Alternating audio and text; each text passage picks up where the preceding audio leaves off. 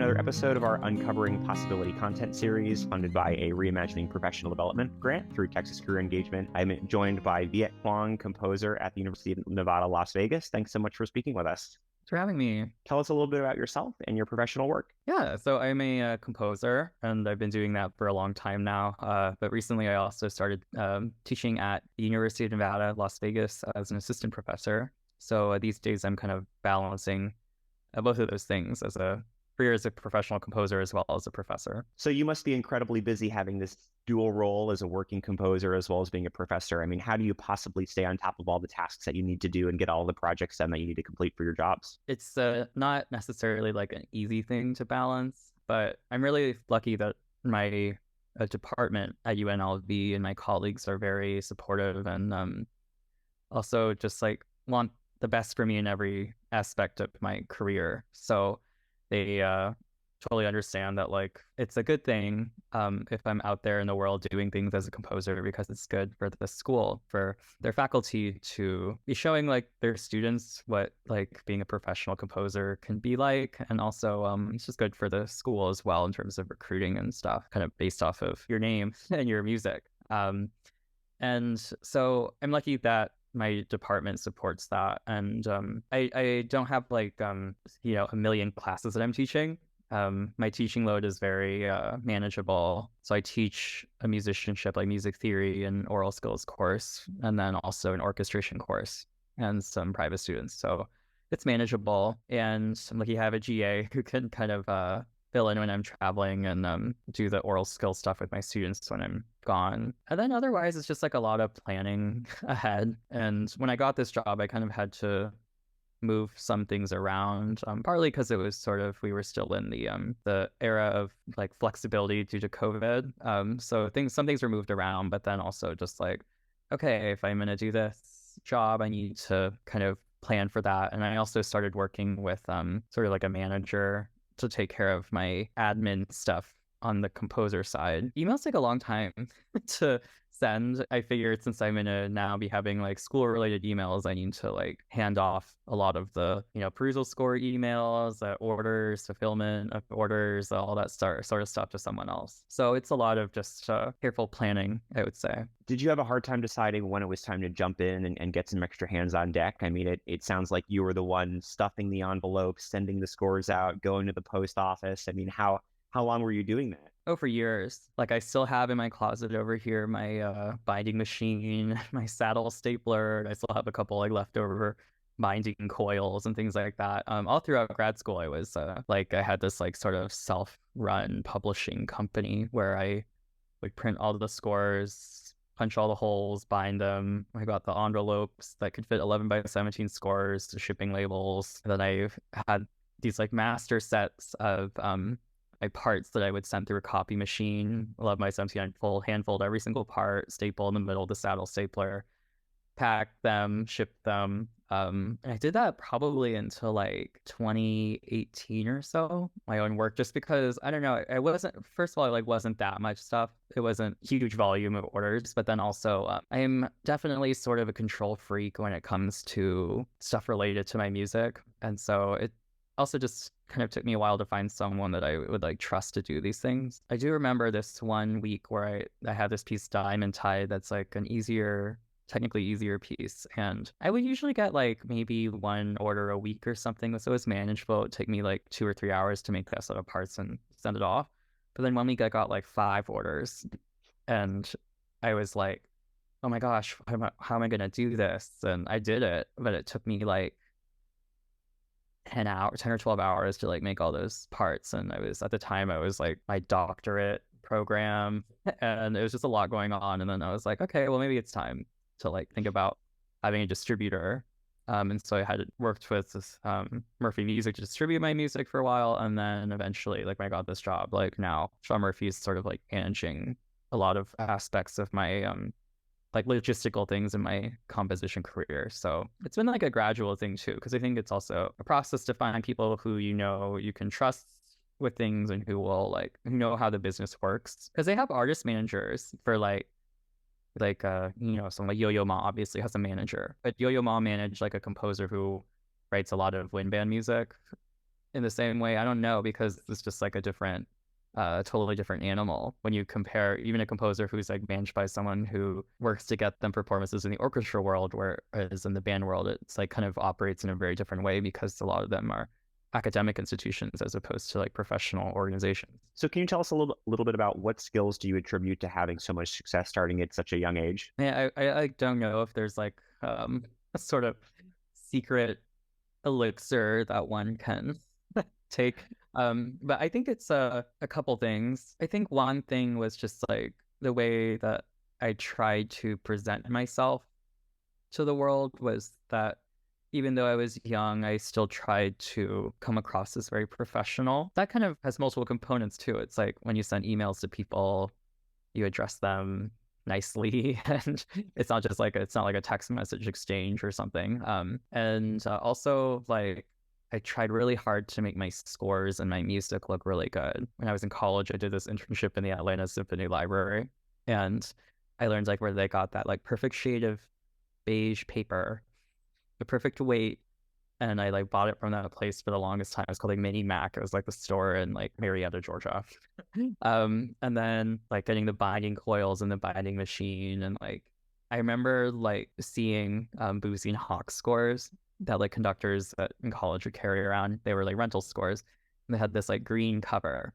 It's like a green cardstock cover with a little label on it. That was the title of the piece, and I like bought green covers from mybinding.com and like little labels to try to make it look professional as possible. You know, you can like your music can look great. You can present yourself great. You have a really amazing looking website, but ultimately like you have to have music that kind of speaks to people.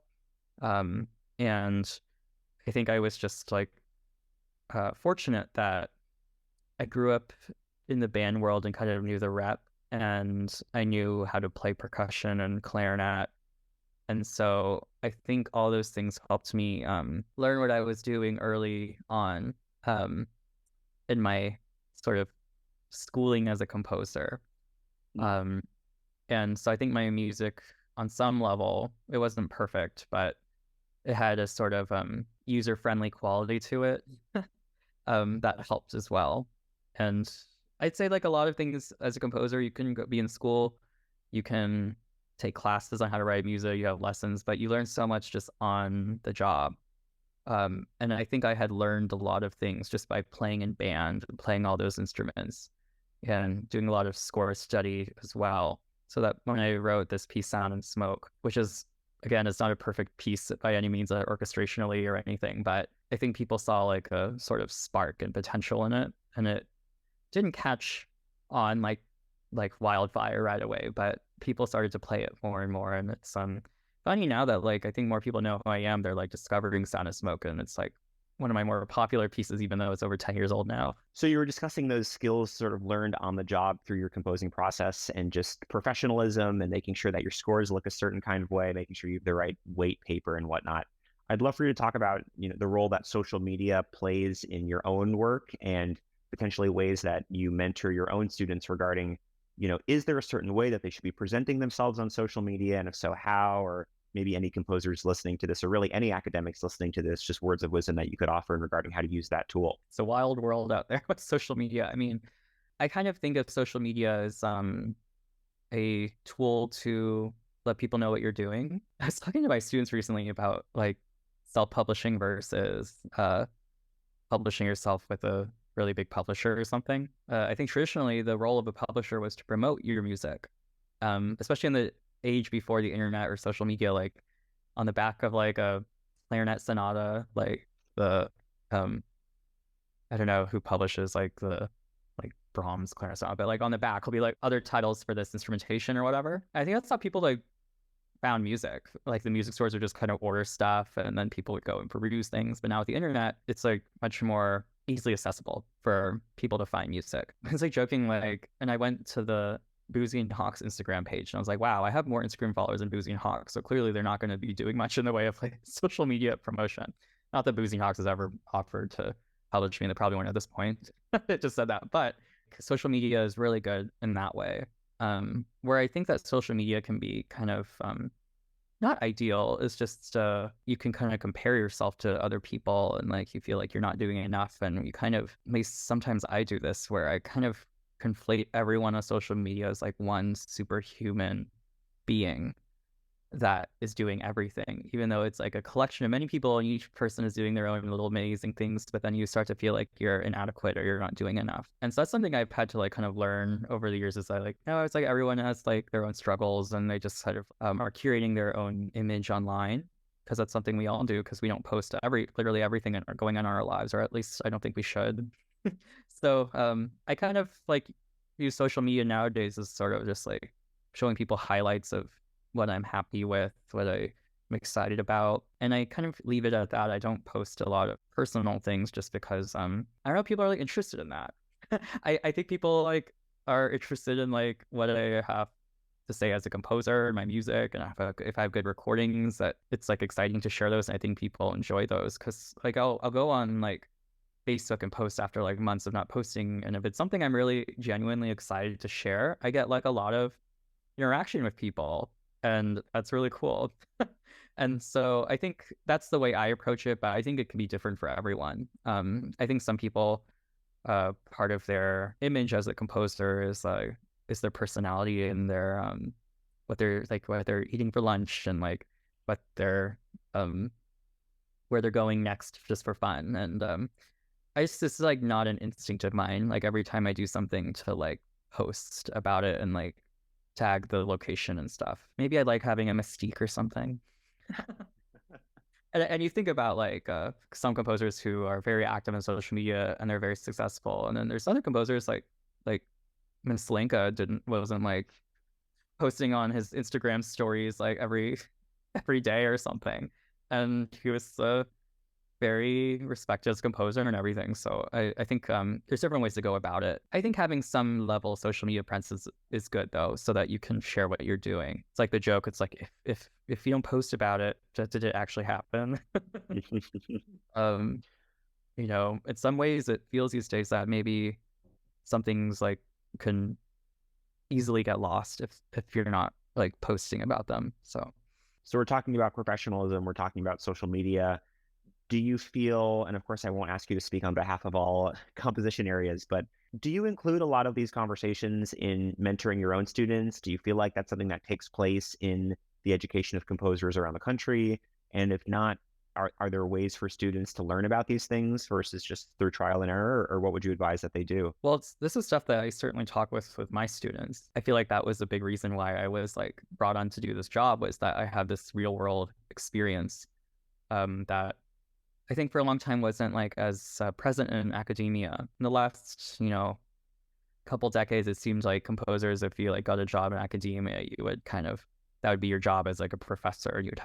You'd have to sacrifice some professional opportunities, and in some ways like sacrifice a lot of time that you would need to spend to build a career as a often performed composer or something, to be a professor and teach counterpoint and orchestration of these things. And so I think a lot of times it was just professors like, and I'm generalizing too, obviously, but I think a lot of times professors didn't have a lot of the relevant current real world experience to teach those things to their students. And I say current as well because times change very fast. And like being a composer nowadays is very different than even like 10 years ago. I'm always happy to chat with my students about publishing, and also even more personal things like about how one wants to present themselves to the world and their identity. Like we have a seminar every couple weeks at UNLV where it's like essentially like rep class, but we're for composers. And I just did one on self-publishing, and we talked about very technical things like the binding machine that you can use and the swing line style stapler and how to format the PDF so that it prints on 11x17 double-sided, but then when you fold it, it becomes 8.5x11 booklets, things like that, where I had to just like learn those things like from the internet or like figure it out until like got it right. And like I remember in grad school, I would like help my friends make parts and like this sort of thing, because I had that experience of having to like ship all these band parts all the time. And so when we had like performances or readings where they had to make their own parts, I would like help people do that. And that was always like a fun, like, part making party, whatever. I will say this sort of stuff is becoming more common in academia, but I think it involves a lot of like new faculty being brought in who do have entrepreneurial skills or these sort of professional skills to teach their students, because you kind of have to have the experience doing it to really know what it's like and to give that advice. So you've already had a really incredible storied career at a young age.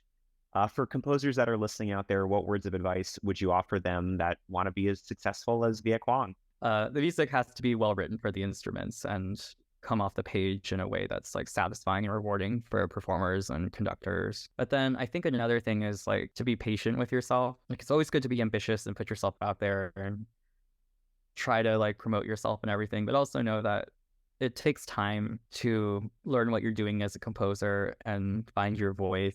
You have to be patient with yourself and do it the right way, I guess, in terms of like pacing yourself and not expecting everything to kind of catch on overnight. It's hard to kind of accept that, like in the age of social media where things like feel like we're moving very quickly and there's always people like doing all this amazing stuff that you're seeing that you feel like you're not going fast enough. But sometimes you'll get rejected again and again for things, and then you'll get accepted or get an opportunity when actually the time was right. I look back on things where I thought like, oh, I want to do this like best summer festival. And I applied like 4 times. On the 4th time, I got it. And I think I got it at the right time when I was a better composer and I could write a piece that I was really proud of. Whereas if I got in the first time, it wouldn't have been a good piece because I was so green at the time. And then there are even like things like competitions. You can send all these pieces every year, and then it's easy to get like down on yourself and think of all these like sort of boogeymen of why you didn't get something.